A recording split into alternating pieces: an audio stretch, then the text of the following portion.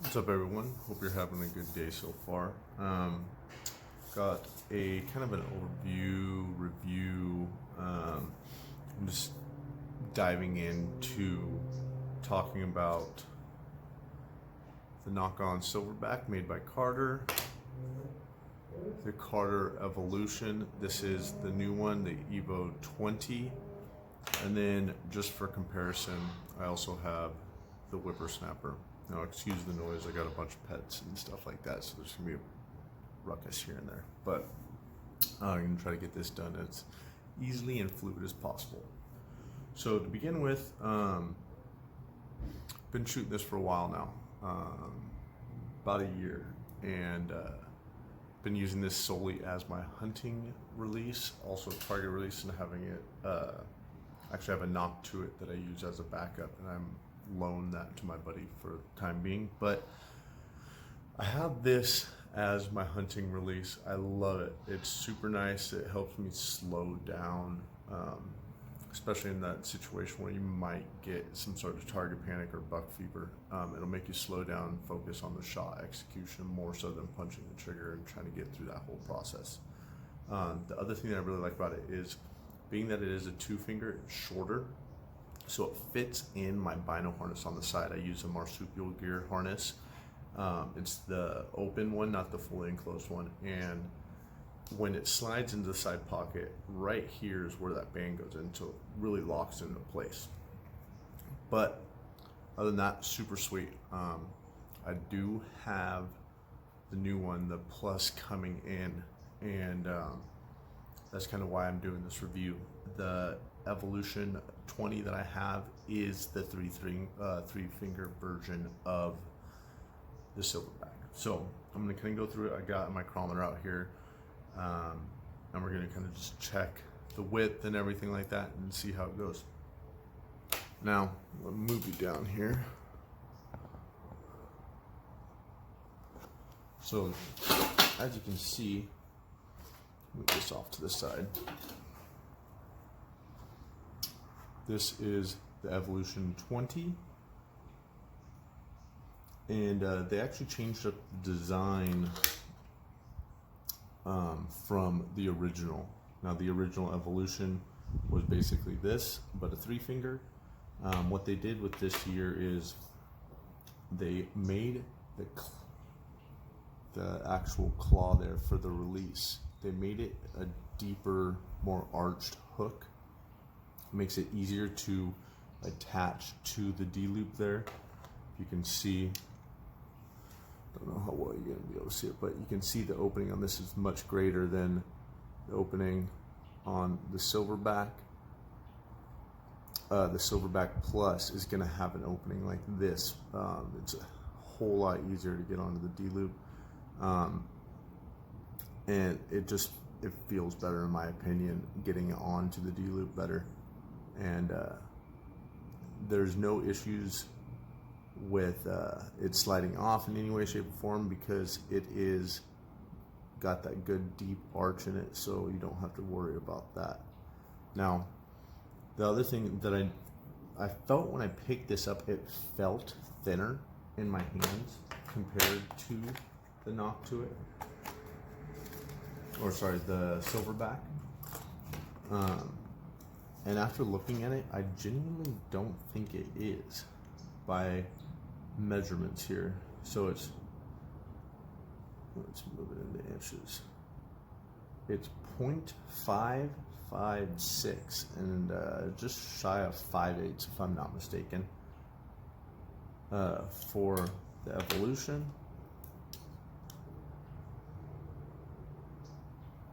Yeah, and this is 0.559. So I mean, if anybody can tell a difference of 0.003, you're pretty impressive. But that being said, I'm gonna see if I can actually show the difference in the claws here. Hold a second. Now,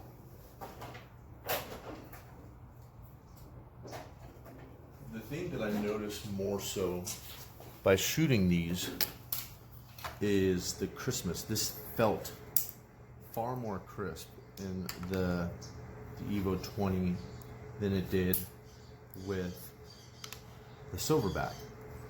And I'm not sure if it's the way the spring is designed on the inside to adjust the tension, or what it may be, but it is far more crisp with the Evolution 20 than it is with the original Silverback, or even the original Evolution. Now, again, the Silverback Plus is going to be exactly like this, and that's kind of why I am doing the review on it. Now, first thing out the gate, you can see the mechanism here. The claw is, there you go. You can actually see that there's a bottom piece here that swings out. It's almost as if they put the pivot in the center more so than at the bottom of the claw. You can see there now. This one doesn't have that base. Pop this open. Doesn't have that base there. And you can see how drastic that is now. I genuinely don't know what it is that or why they decided to do that, but it it's awesome the way it's designed. Did I put the right here?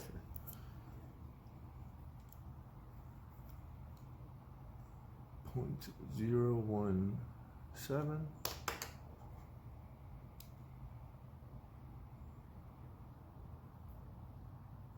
Now this is a thicker .013.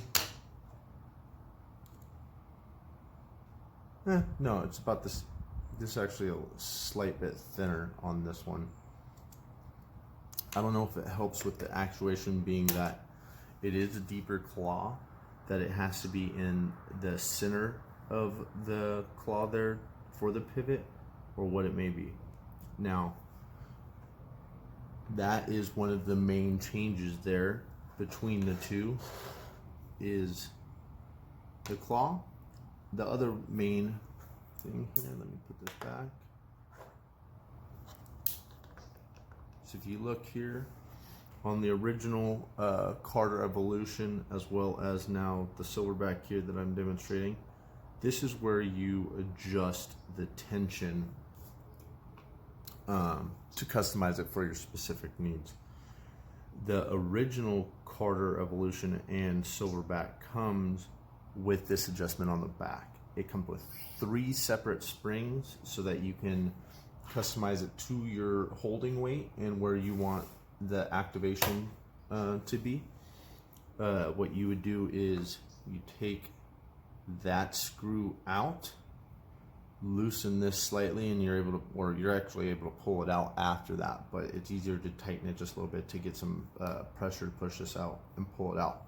Then you adjust it by moving or replacing the spring in there for the weight that you need, and by tightening and loosening this, it's going to give you the tension that you need specifically. And now on this one, it's all internal. The one spring, according to Carter's, will adjust from approximately 10 pounds up to 40 pounds of holding weight. And that will basically do everything, or be sufficient for everybody's setup. And what you do is you take, they have supplied Allen wrenches.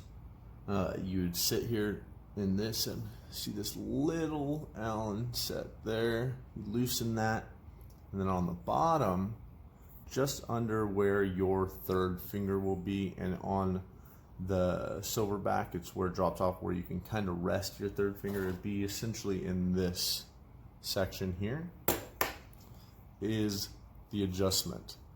And it's similar to the original, where it's counterclockwise, you're making less tension. Clockwise, you're making more tension. And so you can go through and adjust it specifically for that. The nice thing that I really like the way that this feels, as opposed to the Silverback.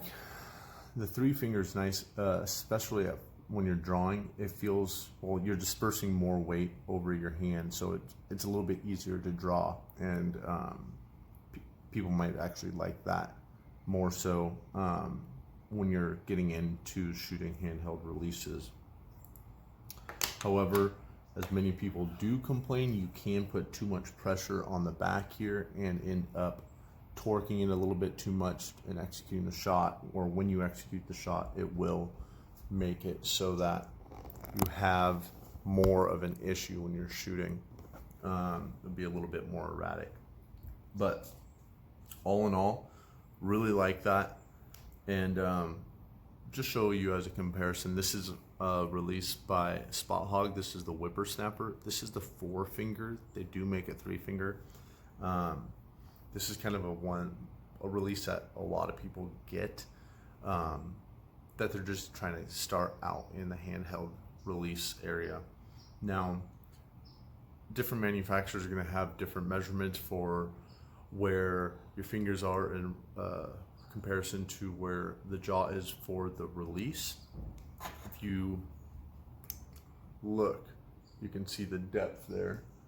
This one's almost, I think it's like an 1/8 inch difference, and that's going to adjust or change where your anchor point is when you're shooting.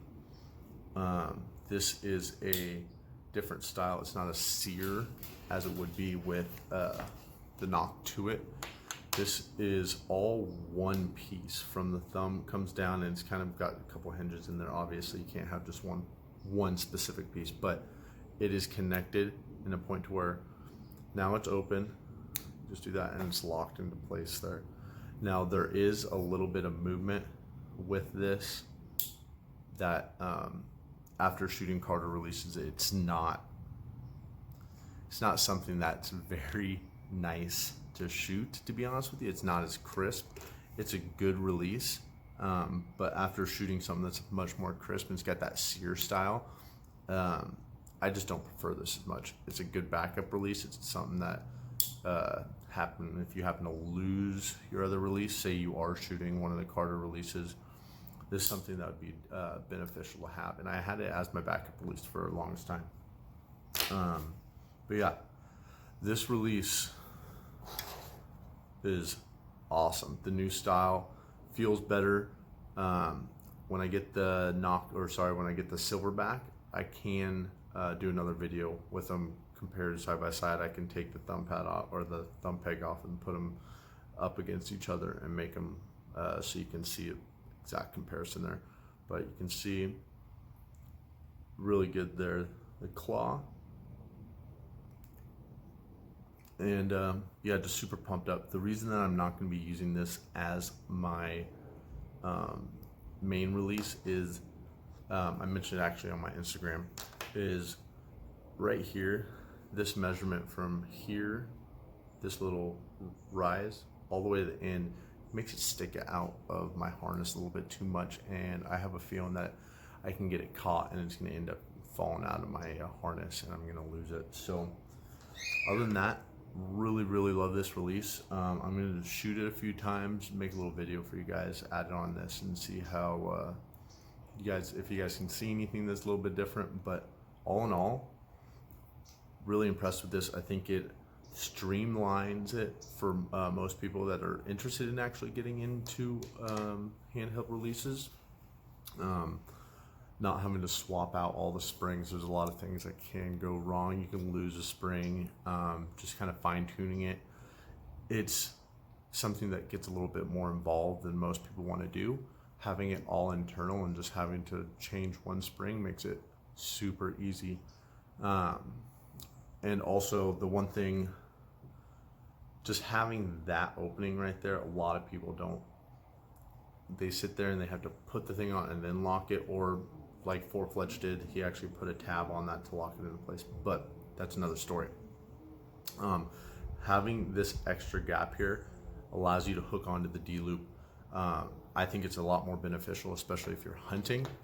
Say I always have it in my harness like this. I'm able to grab it out, and all I'm able to do is hook it around, use my middle finger to slide it and lock it into place, and then I'm ready.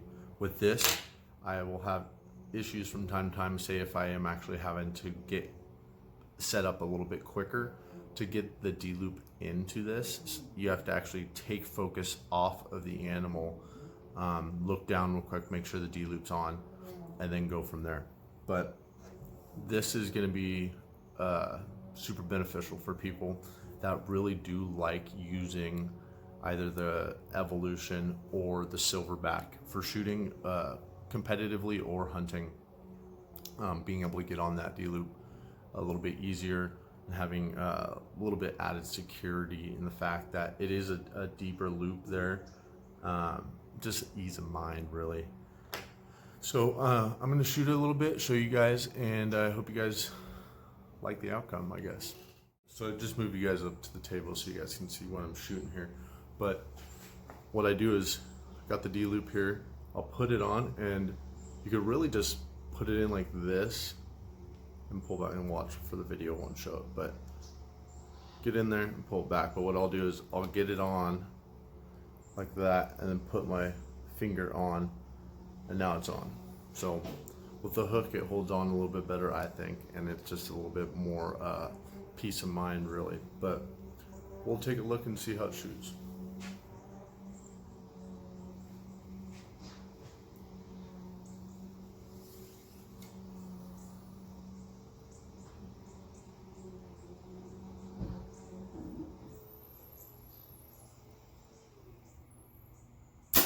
And now we'll be doing the Silverback.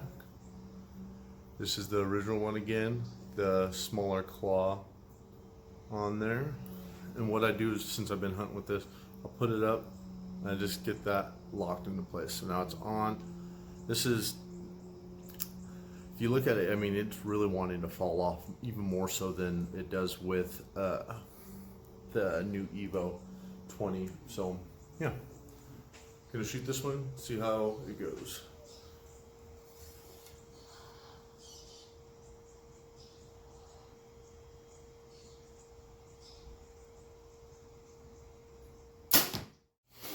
So after shooting these like side by side for the last few days, this is so much more crisp than that. I don't know if it's literally in my brain just because it's the new thing, but I feel that this is much more crisp in the hand during the execution than it is with this Silverback. Possibly it's the weight. I genuinely don't know. Maybe they have the internals a little bit more sharp. I know that they did say that they did that. However, I don't know. I mean, I like this. I like this a lot. It is, I don't really have any other word to say than it's just more crisp during the execution. Again, it's easier to pull back, but again, I believe that is because you have more weight distributed between your hands there than having just your two fingers. You can utilize this. This, I mean, is nothing. So you do get that extra there. And what I was mentioning before, when you are shooting, there can be a issue with people putting too much force on that, and then it's gonna change the release itself. You can, some people I know will do this and utilize that to pull the weight through. When I shoot these, I typically like to have probably 80% of the weight on my index finger and the remaining 20 on this. This kind of floats there. And this, on this style release, I do tend to have, I could feel more weight on this hand or on this finger. So keep that in mind. When you are shooting these, you might end up pulling the shot just a little bit to that side, whether you're a right-handed shooter or a left-hand shooter. You're going to notice a little bit if you are putting too much weight on that outside. But other than that, that's all I really got right now until I got the Silverback in hand. Really looking forward to that a lot, actually. I'm going to set that up and utilize that as my primary release and my hunting release, and also any target shooting that I'm going to be doing. A lot of that's been shut down because of this whole COVID thing. But yeah, that's all I got right now. Hope it helped. And if you guys got any questions, feel free to hit me up.